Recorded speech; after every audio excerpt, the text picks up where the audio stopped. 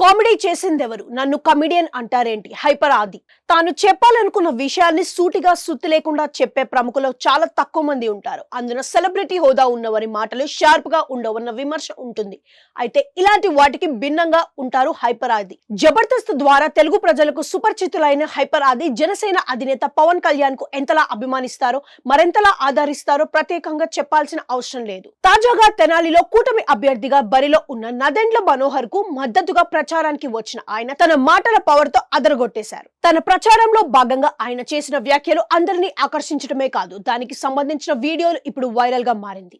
Comedy చేస్తానంటూ తనను comedian అంటూ విమర్శలు చేస్తున్నారన్న ఆయనే కామెడీ చేసిందెవరు, కమెడియన్ ఎవరు అంటూ తన ప్రత్యర్థులపై ఒంటికాలిపై విరుచుకుపడుతున్నారు. ఇంతకు కామెడీ అంటూ హైపర్ ఆది సంధించిన కామెడీ అస్త్రాల్ని ఆయన మాటల్లోనే చదివితే మద్యపాన నిషేధం చేస్తామంటూ కామెడీ చేసిందెవరు, 3 రాజధానులు అంటూ కామెడీ చేసింది ఎవరు, గెలిచినంతనే పెన్షన్ 3000 మీ అకౌంట్లలో పడతాయంటూ కామెడీ చేసిందెవరు, సిపిఎస్ రద్దు చేస్తామంటూ కామెడీ చేసిందెవరు, జాబ్ క్యాలెండర్ ఇస్తామని చెప్పిందెవరు అంటూ ప్రశ్నిస్తూ తన చుట్టూ ఉన్న వారి చేతి సీఎం జగన్మోహన్ రెడ్డి అనిపించిన ఆది కామెడీ మొత్తం వాళ్ళు చేసి నన్ను కమెడియన్ అనటం ఎంతవరకు సబబు అని ప్రశ్నించారు. తాము జస్ట్ ప్రొఫెషనల్ కమెడియన్ మాత్రమే, వారి మాదిరి పొలిటికల్ కమెడియన్స్ కాదన్న ఆది తెనాలిలో మనోహర్ కు భారీ మెజారిటీతో విజయం సాధించేలా చేయాలి.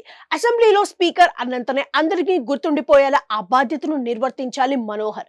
ఆయన ఎమ్మెల్యేగా ఉన్నప్పుడు తెనాలిలో జరిగిందే డెవలప్మెంట్, ఆ తర్వాత ఇంకేమీ డెవలప్మెంట్ జరగలేదు అని వ్యాఖ్యానించారు.